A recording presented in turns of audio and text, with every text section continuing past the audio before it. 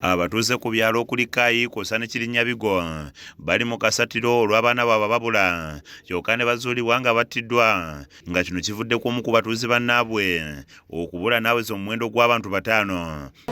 Katuwakevu bwe tufuna ati senga tiisi babula ne balabika timbadde naye ate abasinga okubula basaddaakibwa buki so kitwadde ku bunkenke ng'abazadde gyaffe si mirungi kuba kati ekitundu kyaffe kino era kati waffe yabula lwakuna naye kati nnya ne bempulira abaabula ku lwokusatu abaana 2 kibba baana yeeyongedde mu kawanda waffe muno tetumanyi kiki ani atwala abaana baffe mu ngeri bwetu gye tutamanyi. Okuva mu mwezi ogw'e11 omwaka oguwedde mpaka kati abaana banaabwe baakabula ku bazadde baabwe kyokka oluvannyuma ne bazuulibwa nga battiddwa ng'abadde bali mu kirongobero ky'omwana wa mutuuze munnaabwe eyattibwa Ssabbiiti 2 emabega kyokka n'asangibwa nga yattibwa n'asuulibwa mu ttanka y'amazzi. Bano babadde bakyali ku bino ate omwana omulala ng'ono ayitibwa Joyce Tendo Sserunjogi n'abula ku bazadde be ng'ono okubula yava waka nga tewali ategedde gy'alaze era ng'abadde asomera mu kibiina eky'omukaaga ku ssomero lya Holyland Primary School.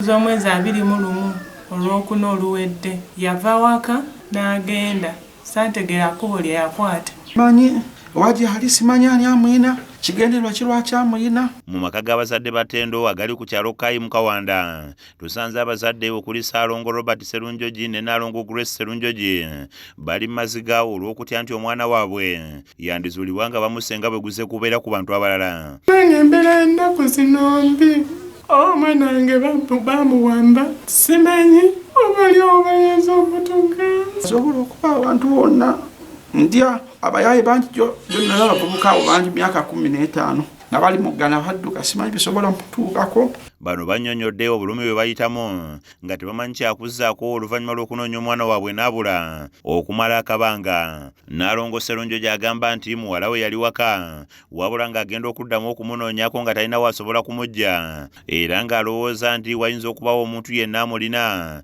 nga ne Ssaalongo asabye bwe wabeerawo amanyi wali muwala we bamumuddize kubanga basulwa tebeebase. tawakusubwa fenna ne baneiba fenna tukusubwa komewo waka obanga gy'oli ng'oli mulamu mwana wange.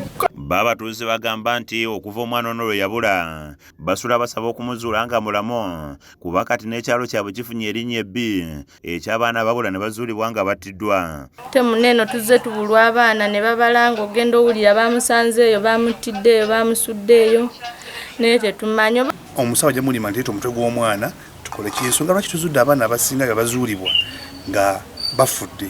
Abakulembeze okuli Kansala Samuel Katende ne Kansala Ssemujju baana ba Kintu bagambye nti obuzibu bwonna buva ku bantu abalina emitima emikyamu ssaako n'obukambwe obujjudde mu bazadde. ate ng'ebiseera ebisinga nti kigenza okuzuulibwa nti oyo abuze ebbanga bagenda omufuna aba atemuddwa ng'asaddaakibbwa.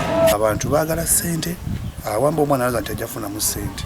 Ye omuwandiisi w'ekyalo Kirinyabigo Mwanje Farida agambye nti ebiseera ebisinga abazadde babeera tebakwatagana baana baabwe ekibaviirako okubula ng'eyo abantu ab'emitima emikyamu gye babasanga.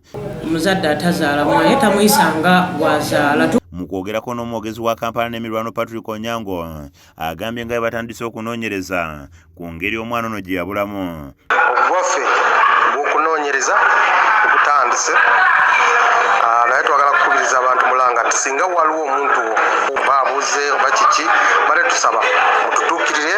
Kizza Peter yakusakidde eggulu erino ku KSTV Agaalero.